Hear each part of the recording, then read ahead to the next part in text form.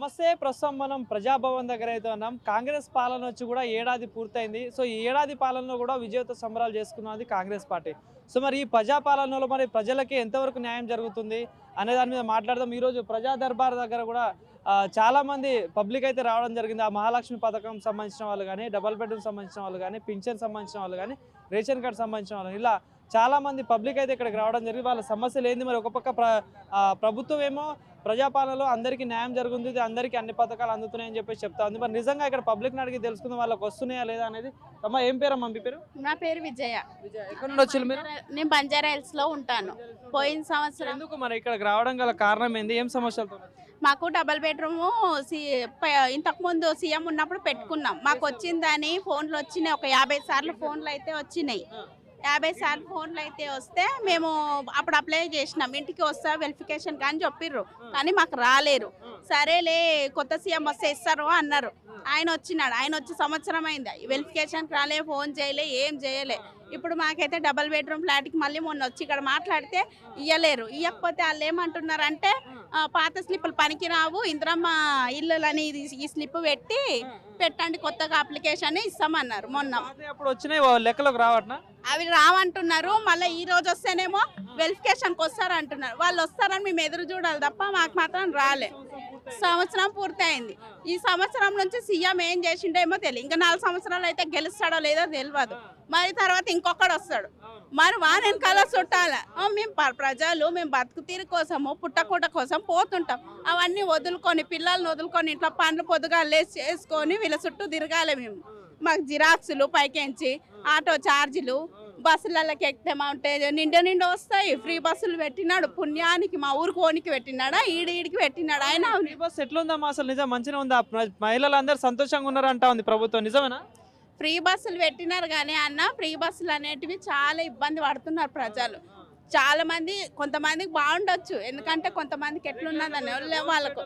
మేము ఎప్పుడో ఒకసారి ఏదో పని మీద పోతాం, మాకైతే ఇబ్బందిగానే ఉంది. దానికి ఎక్కే బదులు షేరింగ్ ఆటోలోకి వెళ్ళిపోవాలని అనిపిస్తుంది. అంటే బస్సులైనా సరిపోని బస్సులు ఉంటున్నాయా? ఒకప్పుడు ఉన్నట్టున్నాయి ఇప్పుడు బస్సులు? ఒకప్పుడు బాగున్నాయి అన్న, ఛార్జ్ పెట్టుకొని కూడా మంచిగా ఫ్రీగా పోతుండే. ఇప్పుడు ఫ్రీగా పోవాలన్నా కూడా బస్ కోసం ఎదురు చూసి పోవడానికి చాలా ఇబ్బంది పడుతున్నాం. అది కూడా ఎప్పుడో ఒకసారి పోయేటప్పుడే.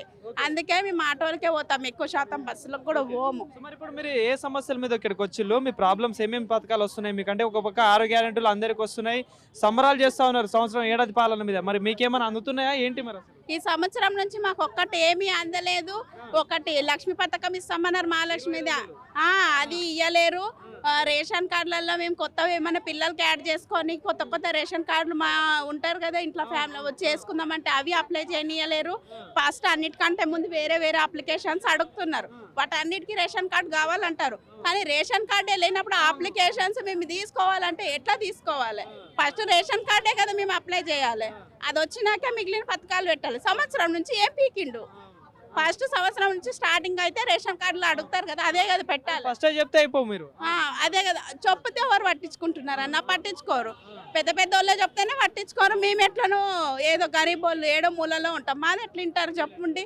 అట్లా అనేసి మాకు ఇప్పుడు లక్ష్మీ పథకం రాలే, పోయినసారి పెట్టిన డబల్ బెడ్రూమ్ రాలే, ఇప్పుడు ఇందిరమ్మ ఇల్లు పెడితే అది కూడా వస్తుంది లేదో తెలియదు. ఇంకా వీటిల్లో నుంచి 0 కరెంట్ అన్నాడు, అది రాలే. ఇంకా ఫ్రీ కరెంట్ కూడా రావట్లేదు.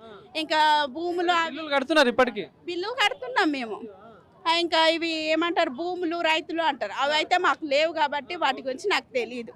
ఇప్పుడు ప్రస్తుతానికైతే మాకు ఏదో ఈ కరెంటు, ఒక ఇల్లు, అదేమంటారు గ్యాస్ సంగతి ఏంది? మరి గ్యాస్ అయినా 500 గ్యాస్ బిల్లులు కూడా రావట్లేదు కదా అన్న. అందుకే కదా తిరుగుతున్నాం, జిరాక్సులు పట్టుకొని ఇడికి పోండి అంటారు, కలెక్టర్ ఆఫీస్కి పోండి అంటారు, మళ్ళీ మున్సిపాలిటీకి పోండి అంటారు, లేదంటే మీరు అకౌంట్లో చెక్ చేసుకోండి అంటారు. అకౌంట్లో పడితే ఫోన్లలోనే చూపిస్తుంది, ఆడిదాకా పోయే అవసరం ఏముంది మాకు? మరి ఏంది మరి ప్రజాపాలనలో మరి ప్రజలకి న్యాయం జరుగుతుందంటారా? న్యాయం అయితే ఎంతమందికి జరిగిందో లేదో తెలీదు. నాకు తెలిసి మా బస్సులో ఉన్నంత వరకు అయితే మా ఊళ్ళో వరకు న్యాయం అయితే జరగలేదు. ఎందుకంటే ఒకరన్నా అనుకుంటారు కదా నాకు జరిగింది అని, అట్లాంటప్పుడు జరగలేదని తెలిసి. మరి పెన్షన్ ఏమన్నా మారిందా? పింఛన్ అయితే మారలేదు, అదే పింఛనే వేస్తున్నాడు. అంటే అవి కూడా సగం మందికి వస్తున్నాయి, సగం మందికి వస్తున్నాయి. అది కూడా మా నాన్నమ్మలు మా అత్తయ్యలు ఉన్నారు కాబట్టి తెలుసు. మరి ఇక్కడ లోపలికి వెళ్ళి మరి లోపల స్పందిస్తున్నారా? మరి అధికారులు ఏమైనా అంటున్నారా? పేపర్లు తీసుకుంటారు, జిరాక్స్లు మేము చేస్తాము, మీకు నెల రోజుల్లో మెసేజ్ వస్తుంది, ఓటీపీలు వస్తాయి అంటారు. ఇంటికి పోతాము, ఓటీపీలు రావు, మెసేజ్లు రావు. ఇదే ఫస్ట్ టైం మీరు ఇక్కడికి రావడం? ఇంతకుముందు కూడా వచ్చిలా? సంవత్సరం నుంచి దానికి దీనికి తిరుగుతూనే ఉన్నా, మళ్ళీ తిరుగుతూనే ఉన్నా కాబట్టి ఈరోజు బీపీ లేచిపోయింది నాకైతే. పేపర్లు తీసుకునే వరకు తప్ప పరిష్కారం ఏం లేదా? ఏం లేదన్న, జిరాక్స్లకే పైసలు పోతున్నాయి, ఆటోలకు పైసలు పోతున్నాయి. మాకు చిన్న చిన్న పిల్లలు ఉన్నారు, అలా చూసుకోవాలా, స్కూల్కి పోవాలా. ఊర్లలోనైతే మంచిగా ఉన్నది. చంద్రబాబు నాయుడు పిల్లలకి చూసిండు, అందరికీ చూసిండు. మా చెల్లెని ఊరికి ఇచ్చినాం, పెళ్లి చేసినాం. ఆమెకి నెల నెల డబ్బులు పడతాయి. ఇవి 2000 ఇస్తాడు చంద్రబాబు నాయుడు, పిల్లలకి చదువులకు వేస్తాడు 18,000. అవి కూడా పడ్డాయని రేవంత్ రెడ్డి ఏం లేదు, ఆయన ఏంటికి లేడు. ఊకనే వచ్చినాడు గెలిచినాడని మాకేమన్నా చేస్తే అవును గుర్తిస్తాం. సీఎం కూడా పోయిన సంవత్సరం కాకుండా అంతకుముందు సంవత్సరం పాత సీఎం ఉన్నాడు, ఒకటి కాకపోతే ఒకటి వచ్చినాయి, ఓ 10,000 వచ్చినాయి ఆయన తరపు నుంచి. అప్పుడప్పుడు ఏమైనా ప్రాబ్లమ్స్ అయితే సాల్వ్ అయినాయి.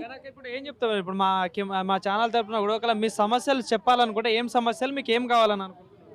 ప్రజల తరపున ప్రజలకి న్యాయం చేసి మంచిగా చూడాలి. ఏదైతే పథకాలు అయితే పెట్టిండో అవి కంపల్సరీ అందరికీ హామీ ఇచ్చినట్టు చేస్తే ప్రజలు కూడా సంతోషిస్తారు. మళ్ళీ సంవత్సరం కూడా మాకు అన్ని మంచి చేసిండు ఆయననే గెలిపిస్తాం. ఆయన ఏం చేయనప్పుడు అప్పుడు మళ్ళీ ఎవరెవరు వస్తారో ఎన్నికలకు అప్పుడు వాళ్ళని ఎంచుకుంటాము, అంతే కదా. ఇప్పుడు చేసిన వాళ్ళనే గుర్తిస్తాం తప్ప చేయని వాళ్ళని ఎవరు గుర్తించారు కదా. ఎందుకని అలాగాని ఈసారి సీఎం కన్నా మాకు పాత సీఎంఏ జరంత మంచిగా చేసిండు. కేసీఆరే బెస్ట్ ఉన్నాడు. ఆయన ఇచ్చిన చినిగిపోయే సీరియలైనా కూడాను ఏదో ఒకటి ఆయన ధర్మం కొద్ది చేద్దామని పోయినాడు. ఈయనైతే సంవత్సరం నుంచి కూడా తీసేసిండు కదా, అదే బతుకమ్మని కూడా తీసేసిండు. ఆయన అయితే వచ్చి ఆడాడు కదా, మేము ఆడుకునేటోళ్ళు మా ఇష్టం. ఆయన పెడితే ఎంత పెట్టకపోతే ఎంత మేము ఆడుకుంటాం. థ్యాంక్ యూ అక్క.